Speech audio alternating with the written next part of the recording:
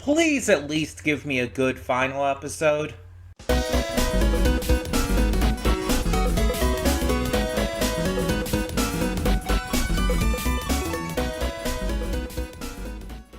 Hey everyone, welcome to Princess Gay. I'm your host, Connie, and today we are here with my blind reaction to Season 2, Episode 8, the final episode of the season of Invincible. And, yeah, I know it may be an unpopular opinion. I understand that I might be in, like, a heavy minority here. But it's not like it's the first time that's happened, and it won't be the last. I have not liked this season. Like, almost at all.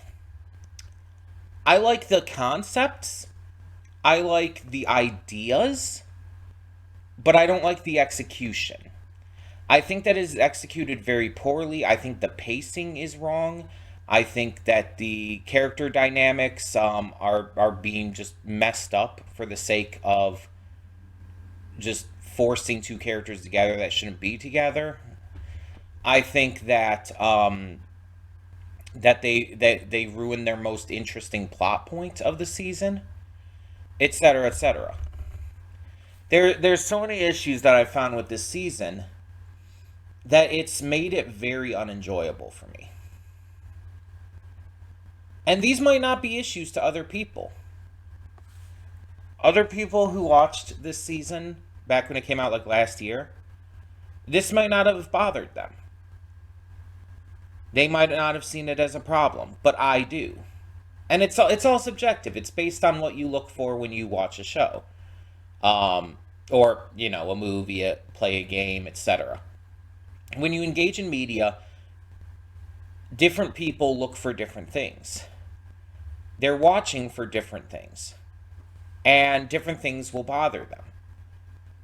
Like, one of the biggest examples I can think of, like, the opposite, where someone else is bothered by something that I'm not, is the pacing of One Piece. There's a lot of people out there who do not like the pacing of One Piece, who think it's too slow, who don't like all the recap stuff. I think it's necessary. Not just good, but necessary for the enjoyment of One Piece. Like, I actively think that the series would not work without it. And that's an example of different opinions. It's an example of having two entirely different opinions on the complete opposite ends of the spectrum about a specific issue within the show. Some people find the pacing to be bad. Some people, and we're specifically talking about the anime pacing, if that wasn't clear. And then some people like myself, I know I'm not the only one. I've seen other people talk about it too. But some people like myself prefer the way the anime is paced compared to like the manga and whatnot. It's all opinion. And this is another case of that. These things that bother me with this season may not bother other people. And I think I talked about this like maybe a couple episodes back, but I think part of the issue for me is it feels like the pacing and stuff that they're trying to go with here and the way that they're presenting these plot points and everything, they're acting as if this is a comic. And that's the problem. I don't know exactly how accurate this is to how it's paced in the comics and everything, but it feels like these storylines need to be changed, stretched out, whatever else, paced differently in order to work for an animated series compared to a comic. Because it feels like certain plot points, which when you have a series of comics, aren't going to be like as much of an issue because they're just seen as like this random little encounter or this random situation or whatnot. But when you have a series with the way it's paced with episodes instead of like comic issues and the way that's paced, it tends to need a more solidified like story to it. Things need to like work in a story structure different than how they do in a comic. It's a completely different medium, and there's certain things that from comics that just do not work in animation or live action. They're different mediums and they require different things. And so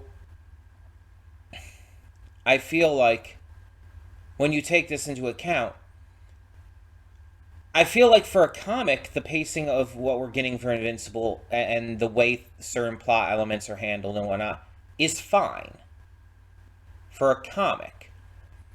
But for an animated series, it's rushing through a lot of plot points. It's kind of hand-waving off certain plot points, making things seem more important than they actually are. Just, it's not handling its pacing and presentation well at all. And again, that's just my opinion. It's all subjective, but it just feels like it's throwing way too much out there and not knowing how to properly handle it all within the context of the scope of the series. And I'm really worried for this last episode because we have the setup with Alan being taken by the Viltrumites. That's clearly going to be tackled here. We have the setup with Mark calling home and Angstrom Levy, like responding and everything, having taken his mom and brother hostage. We have the other stuff with the recovery of the Guardians, stuff with Donald, and it's like I know everything's not going to get resolved right here. But you set up so many storylines that just are so clearly not going to get resolved.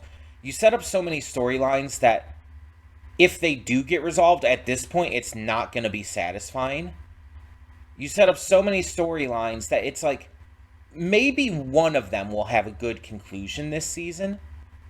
And honestly, I could not even begin to tell you which one it could be. Because I can't see any of the main storylines having a genuine conclusion. The only thing that maybe might is Eve. Her entire thing and like finding confidence again after the mistakes and mess ups that she's kind of accidentally made. That's the only thing I could see actually getting a good resolution here. I don't see it happening with Angstrom. I don't see it happening with... Well, it's definitely not going to happen with the Viltrumites. I don't see it happening with, like, the Guardians because, half of them are, like, in a near-death state. One of them is dead. 3 of them should be dead. But,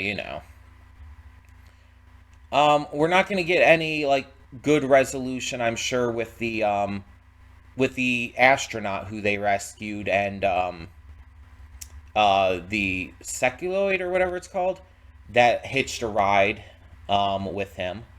That's not going to get resolved. And if it does, it's very much not going to be a good resolution because that definitely is set up for more. And again, that's kind of my issue here. They have so many plot lines going on at once that you're not able to resolve them in a timely manner. This stuff with the, again, the Martians, again, Seculoids or whatever the fuck they're called, this should have been resolved already. There is no reason for this storyline to still be going. Yet, it still is. Because there's so many other storylines that they kind of have to have it still going. Again, in a comic, this kind of pacing works. In a comic, it's fine. But in the scope of an animated series, especially one that is seasonal, it's not. Like, if this weren't seasonal, if this were just an ongoing series where it's like an episode a week, it would probably be a lot better. It wouldn't be as much of an issue. But because this is seasonal, like, with a seasonal series, you have to have seasonal plot points. When each season just is basically a continuation of the last with the same plot points and everything. Like, what's the point at that point in it being called a different season? The only, like, plot point that's, like, really, really new to season 2 is the one they're focusing on the least, the one they just don't give enough attention to, despite it being the most interesting by a vast majority. And that's the stuff with Angstrom Levy and the alternate worlds and everything, the parallel Earths. That is the most interesting thing they've done this season, and they've barely done it. It's like, what, 10% of the entire season at best?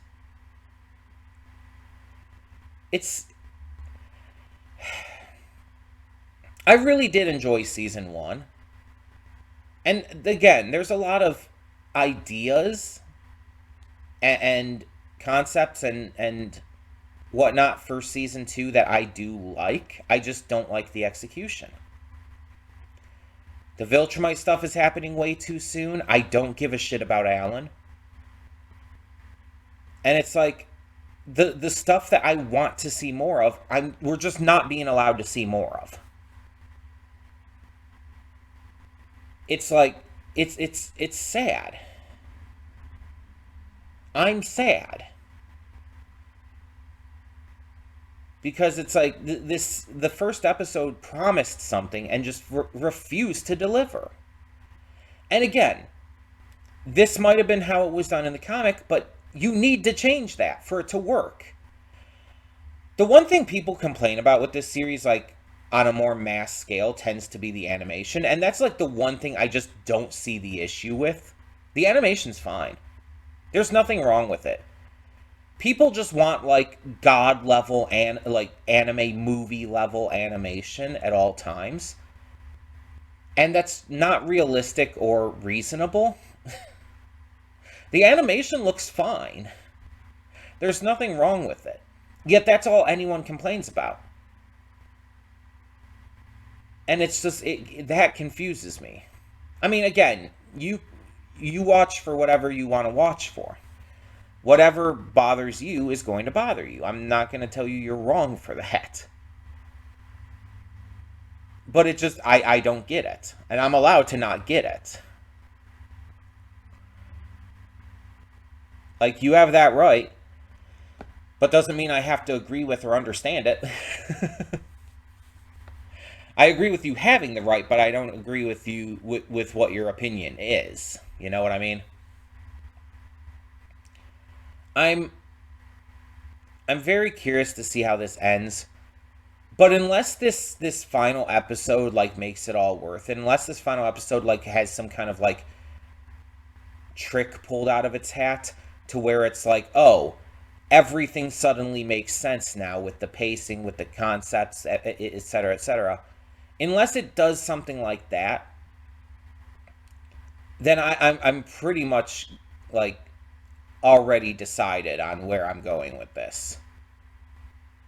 And it's obvious. But we'll talk more about that in the afterthoughts. Hopefully this episode can prove me wrong. I want it to be able to. But I'm honestly not holding my breath. We'll see how it goes. Let's just get this going. Hold up just a sec. Before you click that link down in the description below to get to today's video, I want to remind you of all the awesome content we have both on this channel and the Princess of Gaming channel. Let's check it out.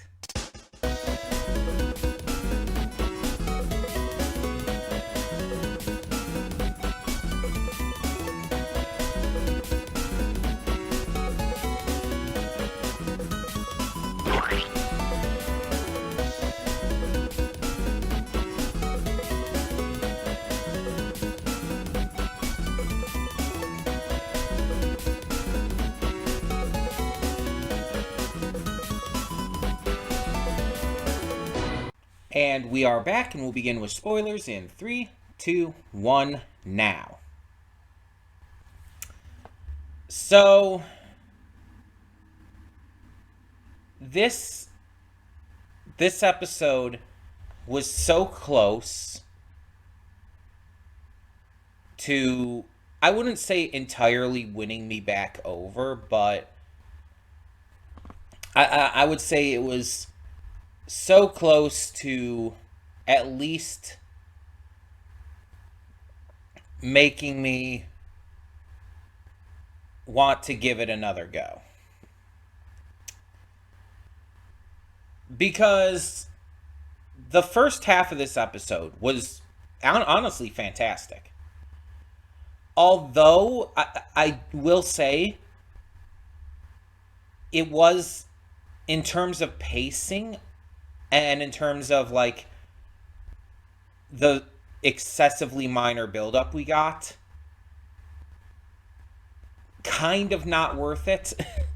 Like, with the excessively tiny amount of buildup this plotline has actually gotten, like, I feel like this confrontation and everything with Angstrom should have been more than just half of the episode. And what, I don't even think it was entirely an exact half. I think it was like just under half. It should have been more than that though. Like, this should have been like the big thing for this finale. And it kind of almost was. But they didn't commit. I mean, in general, they didn't commit to this entire plot line in the first place, but they basically, it's like, okay, we're gonna give you, like, what was it, like probably 25 minutes of uninterrupted focus on this. Cool, great. But then we're just gonna have it basically be a plot device for Mark to become, disillusioned and traumatized. It seems like in the end that was more of the focus. They wanted to bring Mark to this point of being traumatized and disillusioned with everything, feeling like he's just becoming his father, specifically the parts of his father he would never want to become, and obviously paralleling his killing of Angstrom with what his father had done to him at the end of season 1. Mind you, his father didn't kill him, but almost practically. The parallel was still obvious.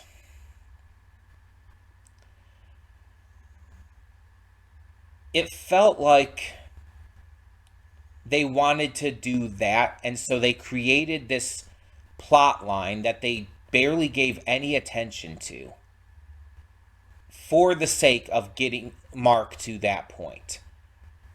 Rather than Mark's, depression and anxiety and fear and everything being a result of his actions in that fight and being a result of the fight and the conflict with Angstrom itself, it felt like the conflict with Angstrom and everything was a forced precursor to what they actually wanted from this. They just had to create something and just like give their something to lead into that rather than a natural feeling progression of story. And it makes it feel like, and again, I don't know if this is how it's done in the comics too, but at least for the sake of this show, just from viewing this as a series only watcher, it makes it feel like this entire plot line was pointless. Well, not pointless exactly, but it made it feel like, again, it was a plot device.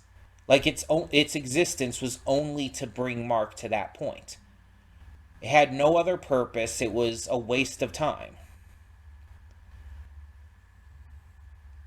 It just, it was some of the most exciting, most interesting, most thought-provoking stuff in this season. And they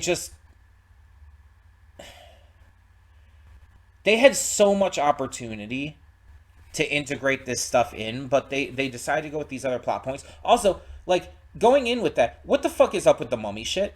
That feels so fucking random. It's like, oh, we're gonna go to this mummy thing where these two girls are infiltrating this tomb. They find this guy who I think was in the first season infiltrating the mummy's tomb and everything. Super briefly as then as well. And it's like, oh, this was my father, and the mummy comes out. It's like, oh, I'm gonna do this curse. Oh, wait, you're women? I can't take over a woman's body. It's like, oh, that's sexist. And then all of a sudden, just back to Mark, just out of nowhere. All right, I guess that scene doesn't really matter until they decide to like bring it back and have it take over completely from the rest of the actual main plot next season or something. It's so random and unnecessary. It feels like they're just throwing random shit in to try and like get people interested in something to come up in the future. But they're not making it feel like it belongs there at all. They're not making like the build up feel natural. They're not making it feel like it should exist. It doesn't feel like good build up to a future plot line. It feels like they're just throwing random shit in that they could use the runtime for better things on. Um, and just in general, like this season needed so much more of Angstrom Levy to like really justify a lot because as it was, this the first like again 25 minutes or so with Angstrom and all, again fantastic stuff, but it kind of felt unjustified because it's like we saw this dude like outside of the first episode maybe twice this entire season in like these super brief scenes. It's like you're gonna give us this big epic sequence of like him throwing Mark into all these other dimensions and everything, showing off these cool creative ideas for something with that weak of a build-up. It's like this is just not well written. This is not well written, not well paced. And again, if this might have worked in terms of the comics, but it does not work in a series format. And then after all of that, you have to have like an entire like rest of the episode. Sorry for the lag here. What the hell? Sudden massive lag moment there. Sorry about that. But you have the entire like rest of the episode where you have to deal with like Mark having this sudden PTSD because of having to kill him.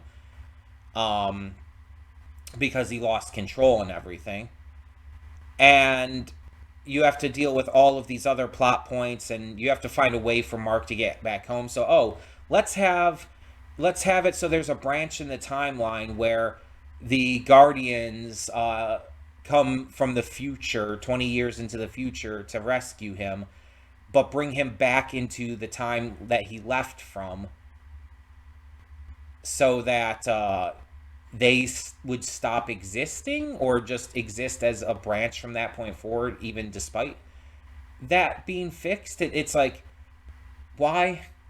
I think the reason like they wanted to like hint at something for the future, and I think that was with Rex being in the robot suit. They're definitely hinting at something like happening to Rudy, which makes the entire scene with Rudy and Amanda feel probably more tragic and like it's not going to work out anyway. But we know Amanda survives, so we know it's not like anything happening with her. We know just Rudy apparently probably either dies or something happens. We don't know what. And that's probably not going to be revealed for quite a long time. So there's that random just thing thrown in just because they can. Like I'm not like against the idea of setting things up for the future, but it has to feel natural within where we're at too. Like you have to make it feel like it belongs in there. If you put a scene into a part of a series and it just feels like it's there for nothing but setup for the future, it clashes with what's currently going on and feels distracting from the story and everything happening at the moment. You want it to blend in with what's happening at the moment, not to feel just like setup and nothing else. But that's what this felt like. It didn't feel like it was believable or natural that they would be his way out. It would have made more sense if it was another Angstrom, honestly, another Angstrom from a world who also had a mark that betrayed his father, quote unquote betrayed. Um, and that could have also revealed that the Angstrom we knew wasn't the only one who had the portal powers, which would have also added in some interesting developments with that, and possibly built up for something that could have been really cool in the future. Um, we also have like the obvious moment with him and Eve, which is just like, yeah, we get it. You're trying to force them together despite them having no romantic chemistry. We get it. Stop. They're not gonna stop because like it's. How much you want to bet that after this point Amber just stops being a character too? How much you want to bet?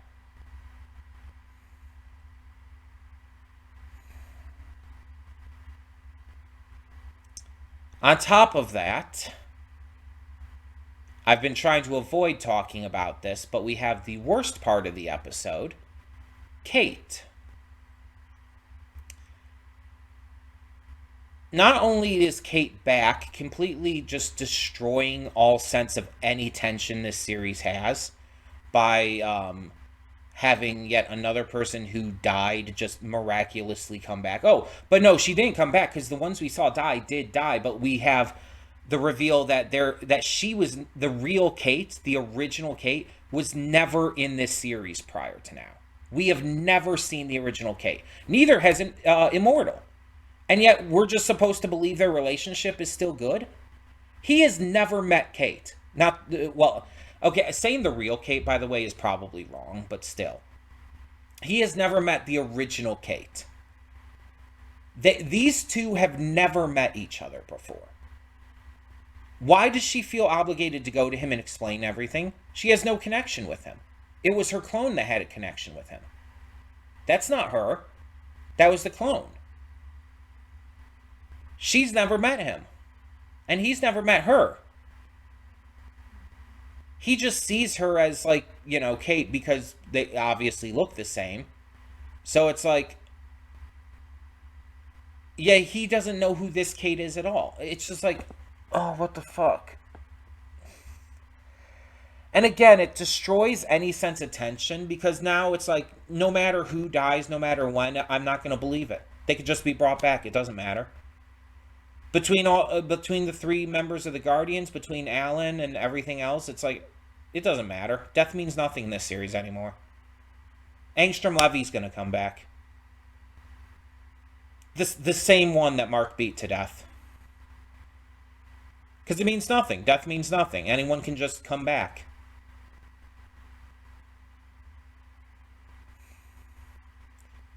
It takes all tension and all, like, stakes out of the series. It just, it really makes me not care.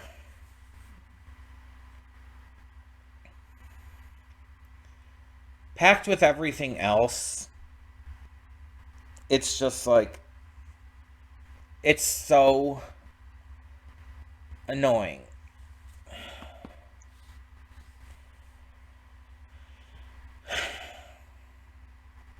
It's so actively upsetting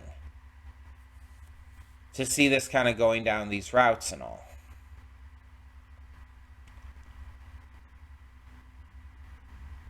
I just, again, I might be in the minority here. I might be in a major minority here. But I'm going to share my truth. Like, this is a reaction. I'm going to express my genuine opinions, my genuine thoughts on what I'm watching. And if that ends up, like, going against those of others, of the of the majority crowd when it comes to thoughts on this series and season, then it does. And I have no shame in that. I don't mind at all. Because it's how I feel. It's my genuine thoughts. So I really did not like this season. Almost at all. The one good thing about it was so poorly handled that it's such a disappointment. And I was right, by the way, about the alien, the Sequid or whatever it's called, the Martian stuff. I was right about that not coming back into play in this episode. Called that shit.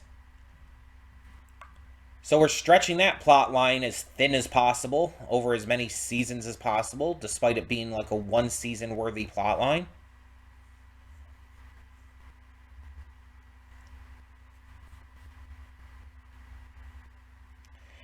And I feel like with Langstrom, they were trying to, or I think it's Angstrom, not Langstrom. There's no L there. With Angstrom Levy, I feel like they were trying to make some kind of statement by him not being as strong as Mark thought, by Mark being able to annihilate him and be surprised by it. It's like, I thought you were stronger. It's like, bitch, you were pummeling him at full strength in a blood rage. Saying I thought you were stronger just makes no sense there. It doesn't matter how much stronger he might have been, unless he was a Viltrumite, he wasn't surviving that. Like, you dumbass. You colossal dumbass. It's like, that's not... It's supposed to, again, be going into this entire thing with him having this trauma response to all of this. But it's like, it's not even believable, because it's like he's... I know he was out of control, but, again, with the way he was pulling him, anyone would have fucking died. Again, unless they were maybe a Viltrumite. And even then, it still would have done quite a bit of damage, considering he was, again, pummeling him at full force. Saying I thought you were stronger as, like, trying to, like, make some kind of statement, it's like... And that's the thing.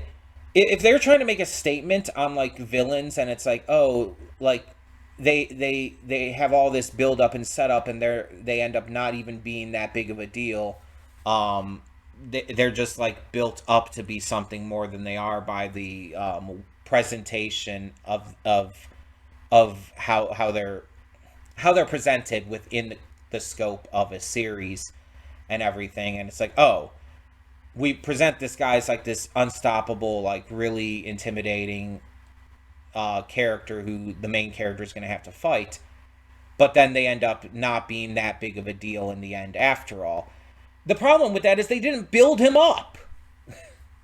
It's like, that would have been an interesting idea, an interesting concept, but they didn't even build him up. They spent so much time doing every other plot line that Angstrom didn't have a chance to be even built up to that, so that doesn't work. That entire idea of, like, oh, they were trying to make some kind of statement against how villains are built up by, like, fans compared to how they actually end up being. It's like, you can't even make some kind of statement with that, because that just doesn't work, because you didn't build them up. And, again, the thing about, like, with Mark's trauma and everything, it's like, you absolutely knew that would kill him. And again, he was in a blind rage, absolutely. But he was still hitting at full force in order to defend his mother, who he just saw had her arm broken, and his infant brother. It's like, I'm okay with him having, like, I'm okay with him struggling after the fact, but, like, the entire line, like, I thought you were stronger, it's like bullshit. It's just a bullshit line. It doesn't make sense. It doesn't work. Like, it's stupid.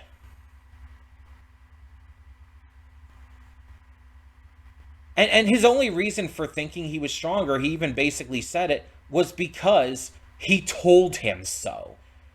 But the thing is, all he told him is like, oh, these doctors who helped bring me back to health and everything, they also enhanced me. He didn't that's all he said. And all he showed to Mark with that was, oh, he could throw a punch and take a hit. There was no evidence to support the idea that he could handle a full force barrage of Viltrumite punches. There was nothing to imply that. And if Mark thought that's what he meant, then Mark's a fucking dumbass.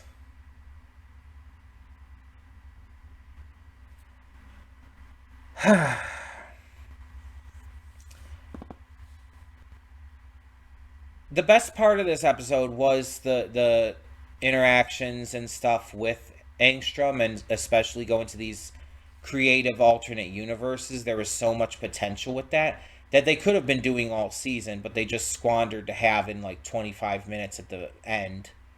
And not even at the end, like 25 minutes at the beginning of the last episode. It's just, it feels like such wasted opportunity. And considering the stuff we got instead was not even that well handled, in my opinion, and not as interesting at all.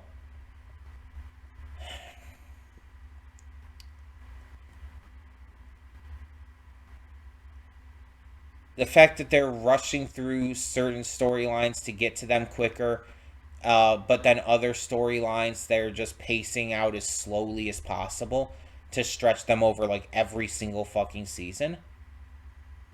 It's just, at this point, I don't really care.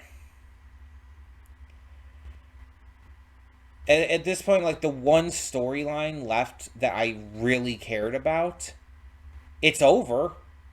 Again, unless they bring Angstrom back, because death means nothing now.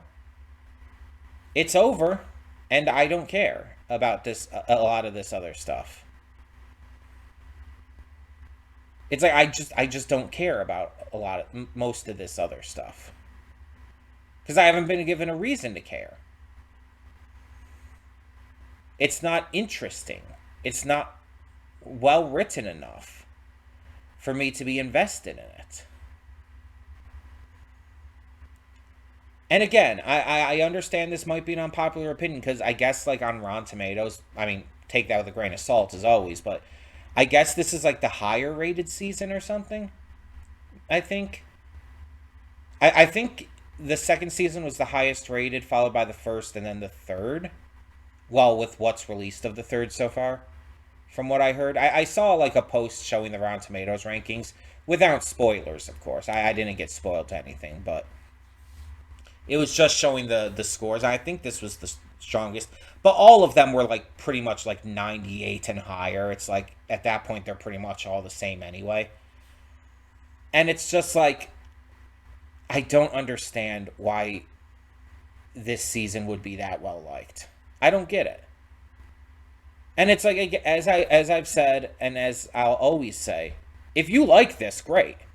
I'm not going to tell you you're wrong, because you're not. It's all subjective. But that also means that I'm also right when I say, for me, I didn't like it. I thought it was bad. Because it's subjective. For me, it was bad. For other people, it might have been good. But, yeah, it's like I was kind of leaving it up to this episode to determine if I would even check out season 3.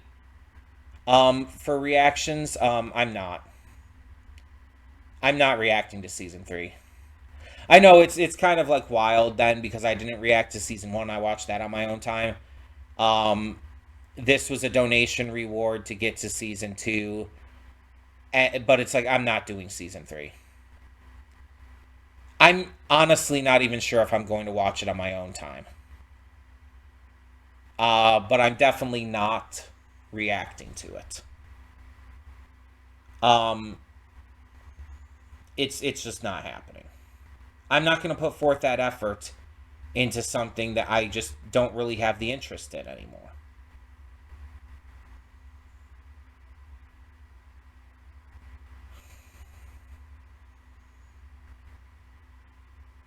I don't have the energy to do that.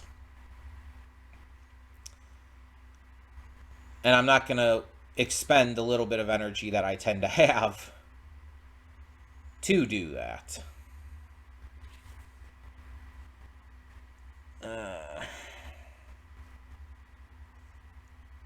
And mind you, even if I were going to continue into season 3, it wouldn't be right away anyways. So obviously we're going to replace this with something else. But yeah. I'm just colossally disappointed by this. After season 1, there was so much potential. But it's just like, again, I don't know how it was done in the original comics. But it feels like it's just poorly paced, poorly written and handled, poorly executed, though the ideas are there. And it's just such a disappointment to me. Also, a complete waste of Sterling K. Brown. It's like you have someone as good as him, and you're just wasting him. Like, he should have absolutely been a force in every episode. But no, you're just gonna like, okay. And I'd say maybe they did it because of just maybe they couldn't afford to have him like as often as they would have liked. But it seems like this was more of a writing decision, and it's like, okay.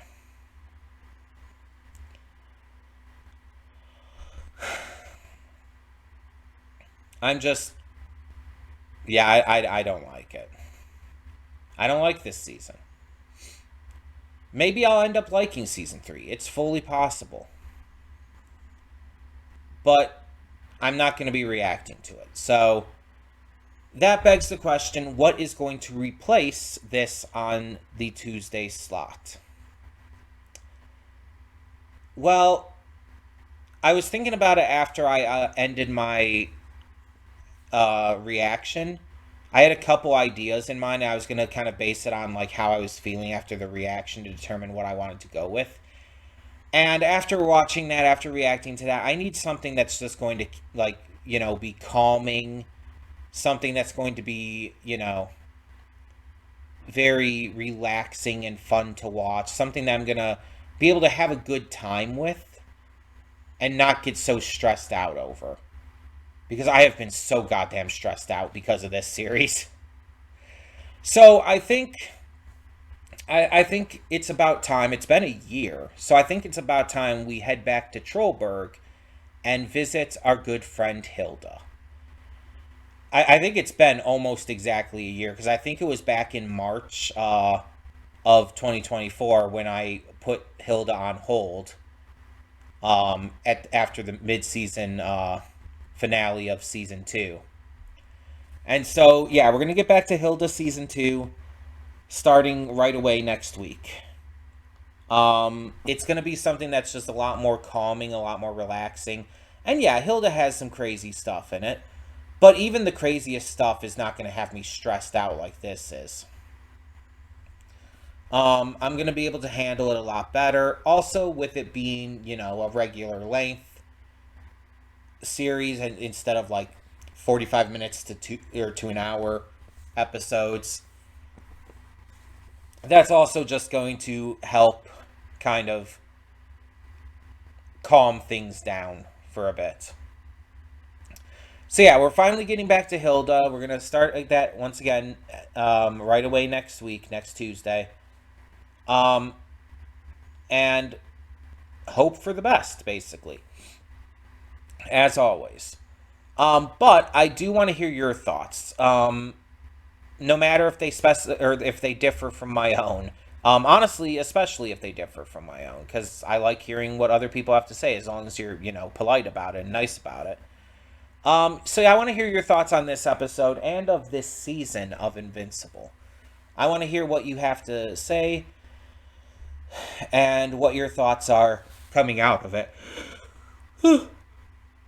compared to my own on all of the different storylines. Let me know, and thank you so much for tuning in. For now, I'm Connie, and I'm signing off. See y'all next time.